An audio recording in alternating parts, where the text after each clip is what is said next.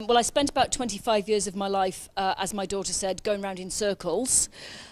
She's now 11, so she's fairly disparaging of my athletics career. But I retired from sport in 2007, and to be truthfully honest, never ever thought I would end up in the House of Lords.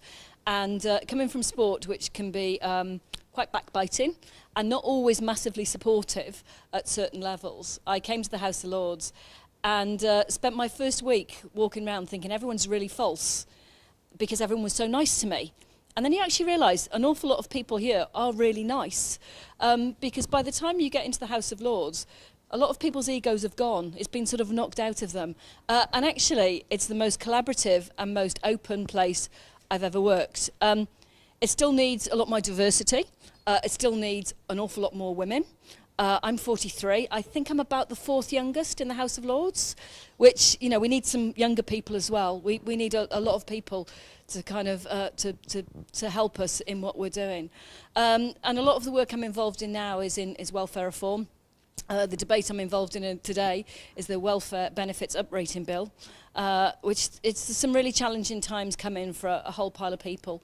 An awful lot of what I do is around disabled people, but it's also around people trying to get into work, trying to just survive. And I really believe that we need to protect the most vulnerable in society. There are people who need an awful lot of help. And there are people who also need to be encouraged, because I received a huge amount of encouragement as a young disabled person. I grew up in Wales. I became paralysed at the age of 7.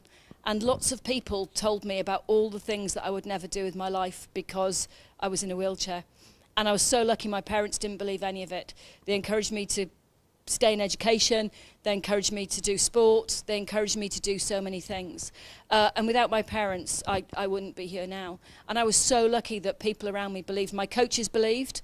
For the first 5 years I competed as a junior, I never won a single race because the best girl in Britain went to my school and was in my year. And it was really annoying. But loads of people said to me, keep trying, keep working, and you never know what might happen.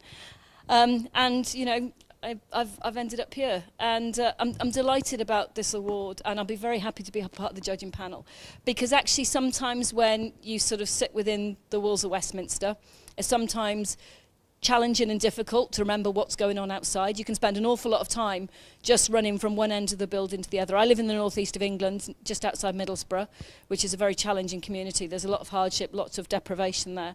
And I'm very lucky, I think, that I live there, that I kind of, everything I learn from the northeast, I can bring here. But it's important that MPs and peers are reminded of the world outside, and exactly what Simon said, it's important that you guys engage in politics, and engage and tell MPs and peers about what's going on out there. And MPs love a competition. They love awards. They really do. They want to compete to win one.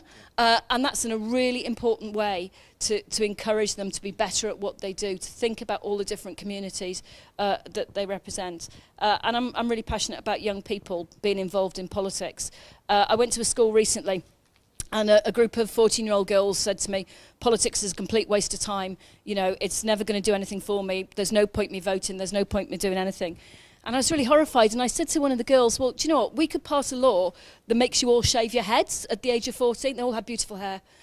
And they want, what? David Cameron's going to make us shave our head? No, I didn't say that. Oh, but it's finding the right thing that people can engage in. And that is so important, because I really believe that what we do here is only as good as the information we get, and we do need a lot more help and support. We need more diverse opinion, and we need more diverse people here.